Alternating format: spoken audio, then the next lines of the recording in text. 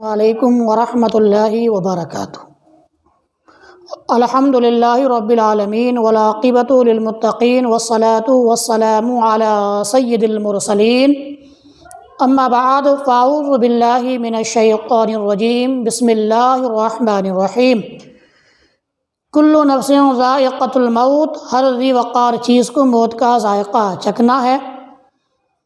ایک مرتبہ درود پاک پڑھیں، صلی اللہ علیہ یا رسول اللہ صلی اللہ تعالیٰ علیہ وسلم۔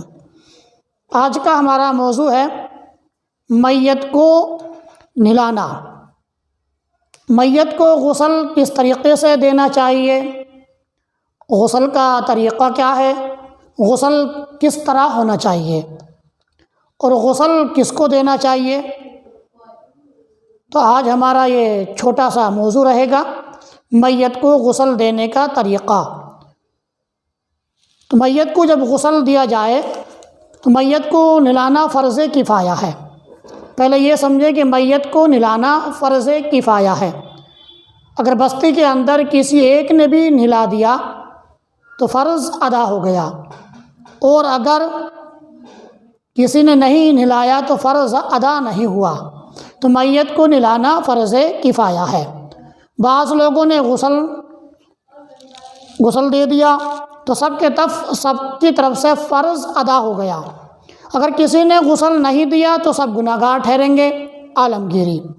نہلانے کا طریقہ یہ ہے کہ جس چارپائی یا تختے پر نہلایا جائے اس کو 3 یا 5 یا 7 مرتبہ دھنی دینی چاہیے۔ دھنی آپ جانتے ہیں، جو لبان ہوتا ہے، وہ لبان اس پٹلے کے 3 مرتبہ 5 مرتبہ یا 7 مرتبہ چاروں میل گھمانا چاہیے۔ پھر میت کو اس کے اوپر لٹانا چاہیے۔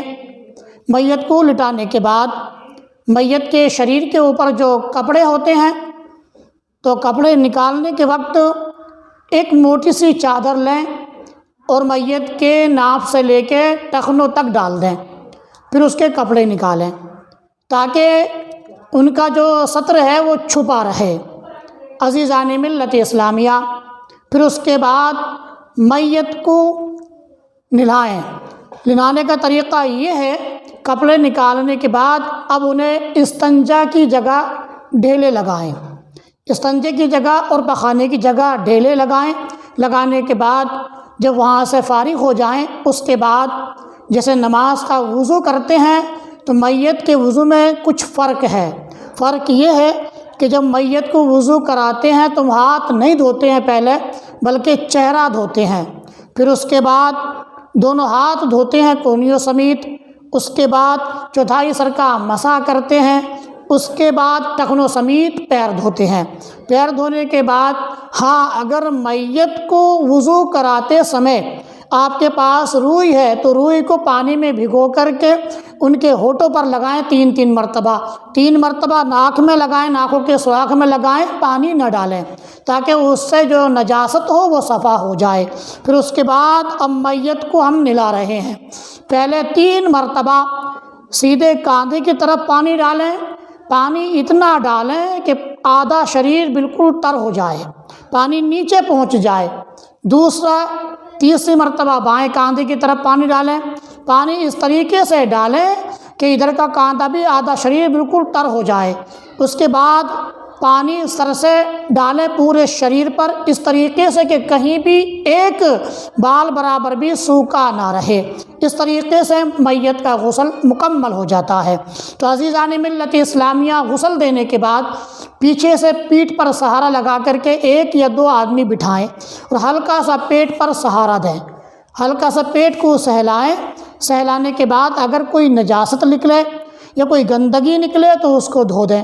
دھونے کے بعد اب تمہیں واپس وضو کرانے کی ضرورت نہیں ہے، غسل پہلے ہی مکمل ہو چکا ہے، پانی ڈال کر کے اس کو دھو دیں۔ دھونے کے بعد اس کو صفا کر دیں۔ یہ میت کا آسان طریقے کا غسل ہے۔ اس کے بعد ان کا جسم صاف کر دیں۔ صاف کرنے کے بعد جس جگہ پر ہمیں ان کو کفن پہنانا ہے اس جگہ پر لے کر کے آئیں، پھر ترتیب کے ساتھ کفن پہنائیں۔ میت کا یہ آسان طریقہ ہے غسل دینے کا۔ ہمارے چینل کو فالو کریں، سبسکرائب کریں، آگے تک پہنچائیں، اور کسی کے کوئی بات سمجھ میں نہ آئے تو ہمیں کمنٹ کریں، انشاءاللہ اس کا ہم جواب دوسری ویڈیو میں آسانی کے ساتھ عطا فرمائیں گے۔ اور زیادہ سے زیادہ علم دین سیکھنے کی کوشش کریں، علم پر عمل کریں، روزے نماز کے پابند رہیں۔ اللہ کی بارگاہ میں دعا ہے اللہ ہمارے اس چھوٹے سے مختصر بیان کو اپنی بارگاہ میں قبول اور مقبول فرمائے۔ ہائے غافل، وہ کیا جگہ ہے جہاں 4 جاتے ہیں، 5 جاتے ہیں 4 آتے ہیں۔ السلام علیکم ورحمۃ اللہ وبرکاتہ۔